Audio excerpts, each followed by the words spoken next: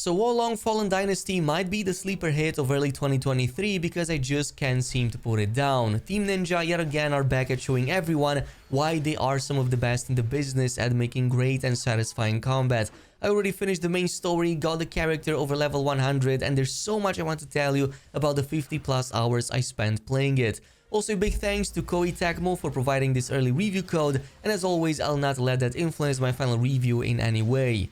Now, I do want to get one thing out of the way first. The term Souls-like keeps getting slapped these days on literally anything that has even a slightly darker tone or requires even the faintest of skill to play, but that's clearly not the case here. Sure, there are similarities, just like how any game in any given genre shares some, but in Team Ninja's case, they clearly established themselves as a top-tier developer a long time ago with series like Ninja Gaiden and even more recently Nioh. The DNA of which you'll heavily recognize in Fallen Dynasty as well, to the point that sometimes it feels that maybe they even borrowed a bit too much from their tried and true formulas of the past, often giving you almost like a deja vu feeling. That being said, Fallen Dynasty comes up with a few unique twists of its own, one of which is the spirit gauge mechanic and another one the huge focus on deflecting enemy attacks instead of parrying. The complexity provided by the stances present in Nioh have been toned down in this game in the favor of this new system, making it feel like a somewhat more accessible but still hard to master mix between Nioh, Bloodborne and a bit of Sekiro.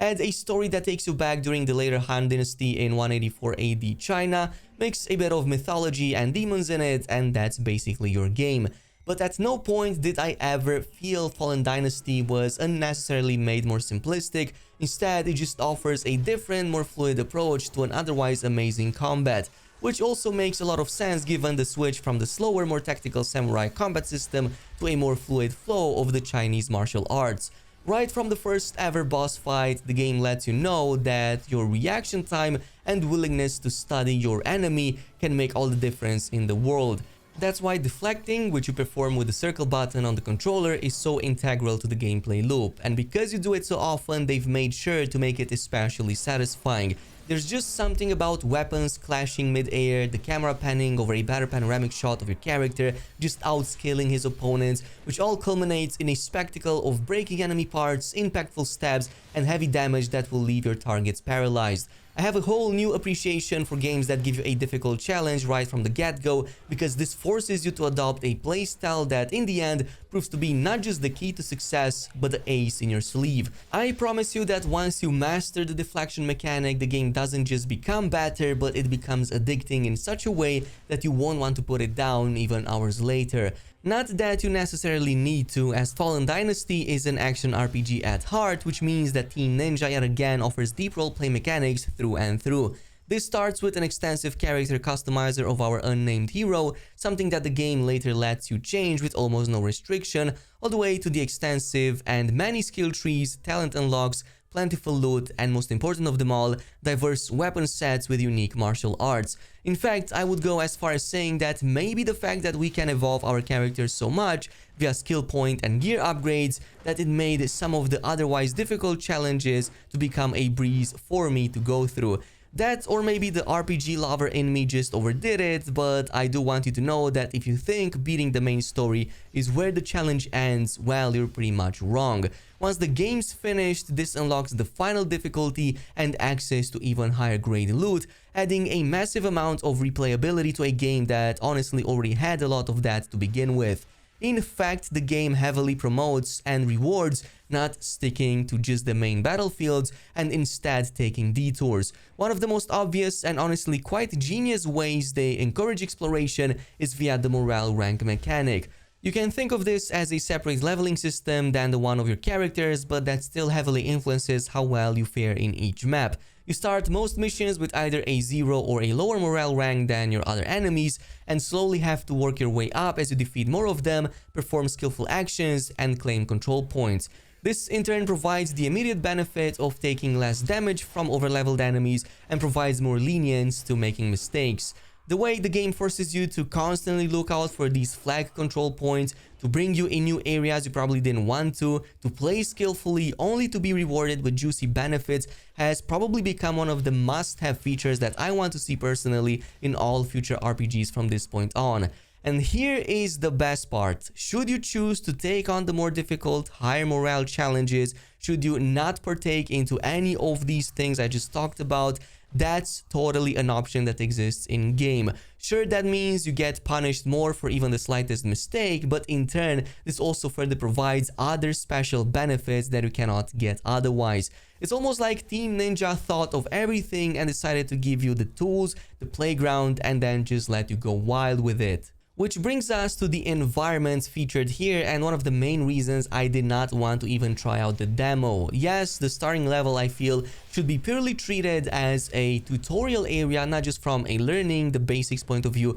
but also from a design philosophy. Once you get past the first or even 2 levels in the full game, it actually becomes clear that the game is a lot more ambitious, provides access to much grander and diverse environments, many more features, semi-open areas, intricate layouts, and more opportunities for gameplay than the demo can ever encompass. Compared to some of the middle to later stages, the early ones even feel restrictive at times, just like the accessibility and the things that are given to you during that. It's like looking at 30 minutes content and trying to judge a product of that when there's 40 to 50 more hours of even better stuff ahead of you, and that's before the real endgame even kicks in. That's why even some who play the heck out of the demo should try to keep an open mind to the whole package, not just a small fraction of it. That being said, I don't think all levels have the same quality, or maybe there's a design decision here that just doesn't click with me, because most of the environments in the game look opened and due to clever use of pathing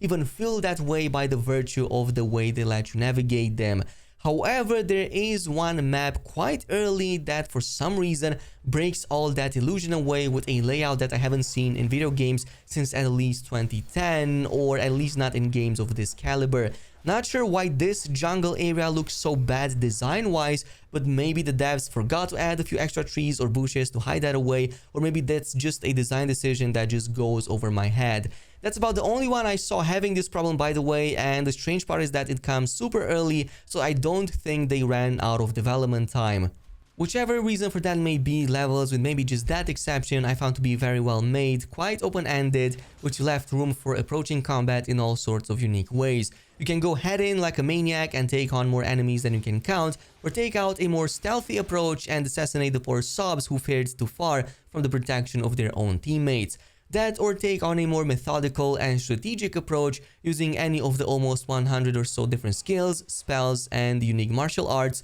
to lure enemies in, trap them, or eliminate them in very unique ways. Fallen Dynasty also offers a very generous set of skill trees with plenty of talents that sometimes even overwhelm you with their abundance. Maybe that's one of the game's biggest faults with the spells too. The way it chooses to present these spells to you almost feels like it shies away from them. It's like the developers wanted to let you know they exist, but it almost feels like they did it in passing so you wouldn't ask too many questions about them. I suspect the reason for that could be the fact that maybe many of these spells sometimes feel like filler, and if they don't, they require a significant enough investment that you really shouldn't care too much about them, at least until much later when you have enough points to get them and use them properly. Don't get it wrong either, this still doesn't mean that you can play a full mage or a spellcaster in this game, but rather more of a hybrid kind of build that uses spells to supplement certain areas of the build or improve upon others. That doesn't mean that there aren't very strong skills and spells to unlock early on, there certainly are, and we're gonna cover that extensively in a video guide coming up soon,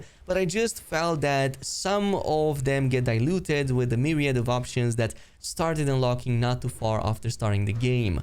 Gear and weapon upgrades are where your focus will likely be on for the majority of the gameplay, as they feel the most impactful, almost to the point of being must-haves unless you want to get one-shotted. There's an abundance of very good looking armors which all come with unique power-ups when you complete their set, giving each one of them importance and a place in the multitude of different builds that you can likely create in the endgame. Also, the way the developers have chosen to provide much of the higher star loot by giving importance to leveling your standing with the various companions you can meet made their acquisition feel that much more meaningful. Even more so, there's a high degree of customization within the gear system as well, as the game lets you alter everything from the randomized stats present on them at first to the more specialized and powerful ones you get to unlock later, all the way to a transmog system that lets you alter the looks to any of the ones you've unlocked so far. And again, every single aspect of the game heavily rewards loot to the point that even the useless one can be salvaged and then funneled into the main set. Likewise, weapons have different categories, and each weapon in each category can drop with different martial arts, which are the special unlockable attacks that you will really want to test out and see which fits the best. I will admit though, there's probably a bias against the faster paced weapons such as the dual blade setups, which for me personally and the build I ran with completely trivialized most if not all the major boss encounters. Again, that might have been just me who over-obsessed with min-maxing the heck out of everything. And we didn't even cover yet the dozens or so companions you can bring in combat with you, the fact that the game features player co-op and invasions, or the myriad of mythical creatures, and the pretty decent story that you will have throughout the 40 or 50 plus hours that it takes to completely beat the game before the end game even starts. But going through my final verdict of Wolong Fallen Dynasty, should you try it or should you skip it for now? Well, heck yes, you should try it and go ahead and play it. Even if you're completely new to Team Ninja games or are overwhelmed by their so-called difficulty, this is the most accessible their newest games has ever been and provides dozens of hours of amazing content and replayability. And not just that, if it's not enough to convince you, the game is going to be available on Game Pass pretty much day one, so there's no better deal out there for any game in probably 2023. This is it with the review. Thanks so much for watching, and until next time.